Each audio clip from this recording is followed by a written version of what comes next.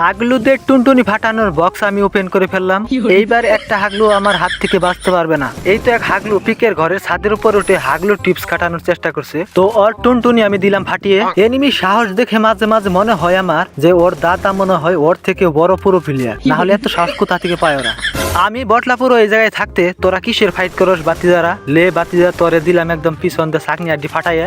ইতিমধ্যে দুইটা হাগলু টুনটুনি ফাটিয়ে দিয়েছি। এদিকে আরেক হাগলু চলে আসছে। আরে হাগলু বাতিজা, তুই তো জানোস না যে আমি কোল লেভেলের পুরো প্লেয়ার। ভাই তোর জীবনের সব থেকে বড় ভুল হচ্ছে তুই আমার সামনে কেন আসলি? তোরে তো এখন নামাইরা কোনো কথাই হবে না। তোরে কোন হালার পথে আবার ওই দিক থেকে মারা শুরু করছে। আর থার্ড পার্টি করে আমার একটা চুলও ছিঁড়তে পারবি না। আমি পুরো প্লেয়ার ভাই। এই শালারে দ্বারা আগে মারি। আরে বাইরে ভাই কি বললো, বুঝলাম না তো বিষয়টা। আচ্ছা ভাই, আপনাদের সবার কাছে আমার একটা প্রশ্ন, এনিমির হাতে মারা খেয়ে লবিতে চলে আসার পর আমাদের এরকম মেজাজ গরম হয় কেন? আচ্ছা যাই হোক, ওইগুলো আমরা বাদ দেই, এবার গেম প্লেতে ফিরে আসি। তো এবার এনিমির টুনটুনি আর মাথা দুইটাই একসাথে ফাটাবো। তো কিভাবে ফাটাবো সেটাই তোমাদেরকে দেখাই। তো এই যে বাতিজা বাইর হয় না কে, বাতিজা প্যাক করে দিতেছে। ওহো, টুনটুনি ফাটাবার যায় তো মনে হইতেছে আমি এখানে ফাইসা গেলাম। আরে না, আমারে মারবে এত সোজা নাকি? আমার একমাত্র যারা শুধু নুব আছে তারাই মারা হবে।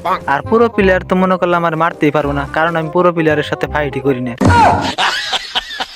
এইদিকে আরেক হাগলু দেখো রিভাইভ হয়ে আমার হাতে আবারও মারা খাওয়ার জন্য চলে আসে। আসো বাতিজা, তোমার জন্য আমি ওয়েট করতেছিলাম। তো দিয়ে দিলাম বাতিজারে লবিতে পাঠায়। এবার যাও গা একদম নানি বাড়তে। যারা পিকের ঘরের ছাদের উপরে উঠে এনিমিকে কিল করে তারা একমাত্র নুব, মানে পুরো প্লেয়ার। কি বলতাছি, ওপর থেকে সব এনিমি মারা শেষ। এবার নিচে নামবো। কে যেন টেলিপোর্ট মেরে রাখছে, ভালোই হইলো, কিন্তু টেলিপোর্টটা ব্যবহার করতে পারতাছি না কে। আরে ভাই কারেন্ট গেছে গা।